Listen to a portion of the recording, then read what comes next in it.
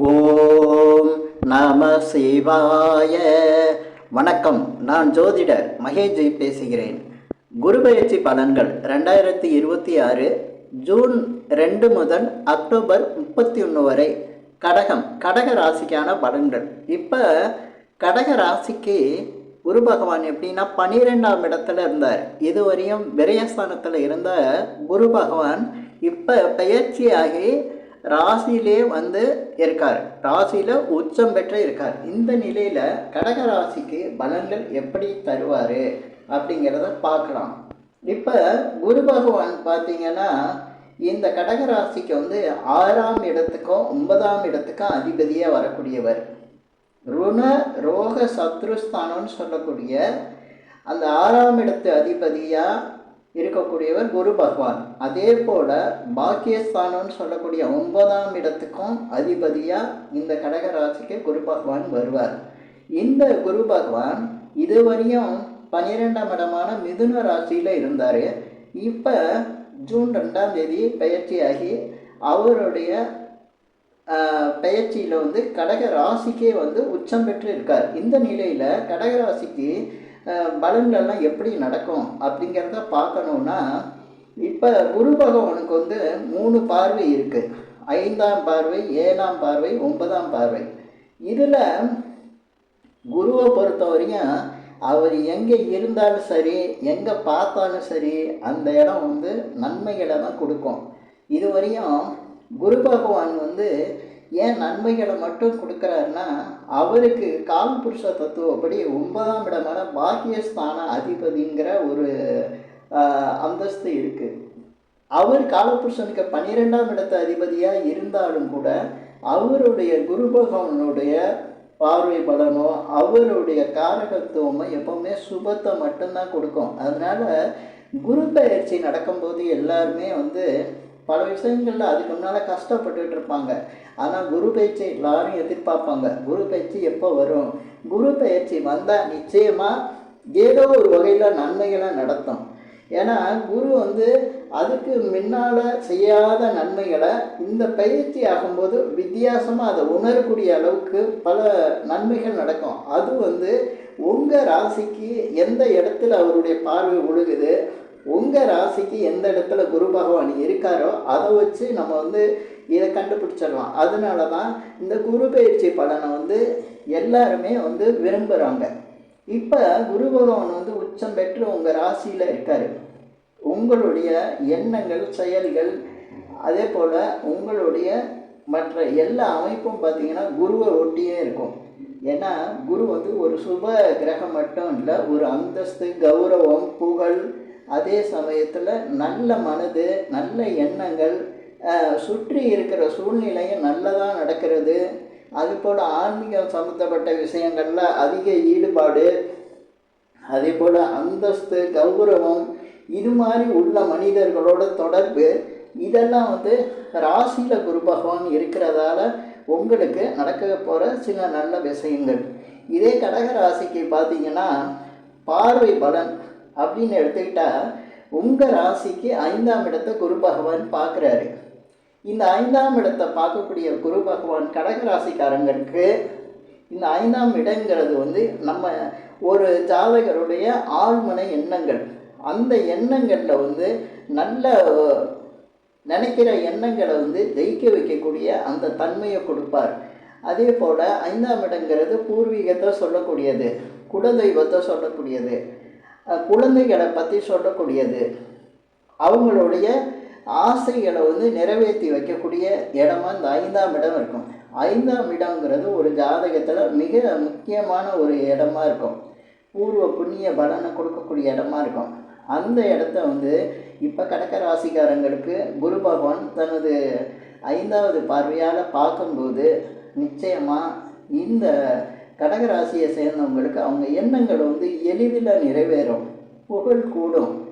அதே சமயத்தில் அவங்களுக்கு சில எதிர்பாராத உதவிகள் கிடைக்கும், நல்ல மனிதர்களோட தொடர்புகள் உண்டாகும், தெய்வ அருள் கிடைக்கும், குலதெய்வத்தோட அனுகிரகம் இருக்கும். அதே மாதிரி குழந்தைகள் விஷயங்களில் பார்த்திங்கன்னா, இப்போ கடகராசியிலேருந்து குழந்தை இல்லாதவங்களுக்கு குழந்தை பிறக்கக்கூடிய வாய்ப்புகள் உருவாகும். குழந்தைங்களுக்கு நல்ல விஷயங்கள் நடக்கும்.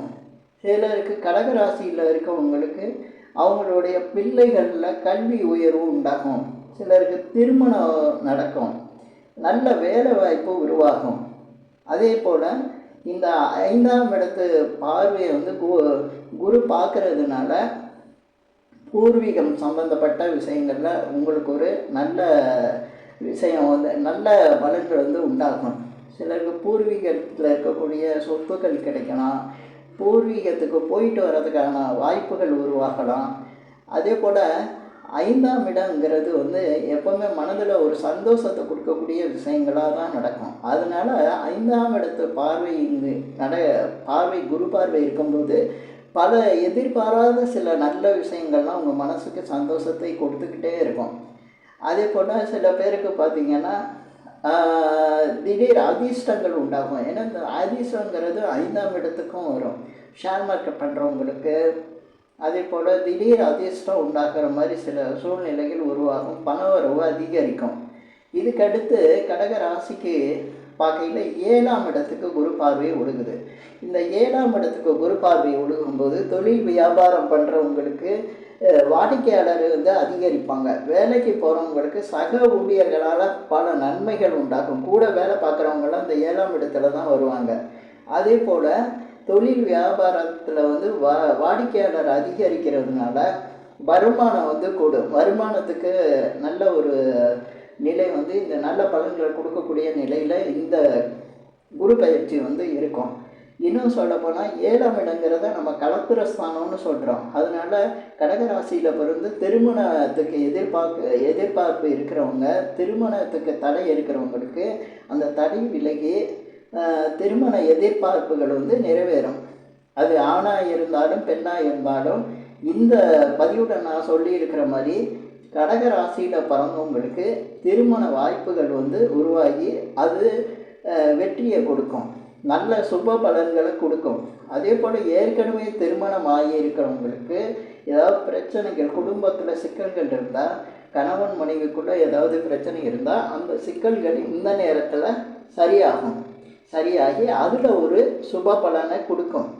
அதே போல் குரு பகவான் 7ஆம் இடத்தை பார்க்குறது உங்களுக்கு உங்களோட பழகிறவங்க, உங்களுக்கு நண்பர்கள், அதே போல் உங்களுக்கு மற்றவங்களால் அதிக நன்மைகள் வந்து உண்டாகும் இந்த 7ஆம் இடத்துக்கு குரு பார்வை இருக்கும்போது. அதே போல் பார்த்திங்கன்னா அடுத்து பாக்கியஸ்தானத்தை குரு பகவான் பார்க்குறாரு. உங்கள் ராசிக்கு 9ஆம் இடமான பாக்கியஸ்தானத்தை குரு பகவான் பார்க்குறாரு. பலவித பாக்கியங்களை கொடுக்கக்கூடிய நிலையில் குரு பகவான் இருப்பார். ஆன்மீக தொடர்புகள் அதிகம் உண்டாகும். அதே போல் கல்வியில் உயர்வு உண்டாகும். சில பேர் கல்வியில் புதுசாக ஏதாவது படிக்கிறதுக்கு முயற்சி பண்ணுவாங்க. அந்த முயற்சிகள் பல நாள் தடுத்திருக்கும். அது இப்போ வந்து நிறைவேறும். சிலர் ரொம்ப சின்ன வயசில் படிச்சுட்டு விட்டுருப்பாங்க. அது இந்த நேரத்தில் எடுத்து படிக்கக்கூடிய நிலைக்கு வந்து அவங்களுக்கு வாய்ப்புகள் உருவாகும்.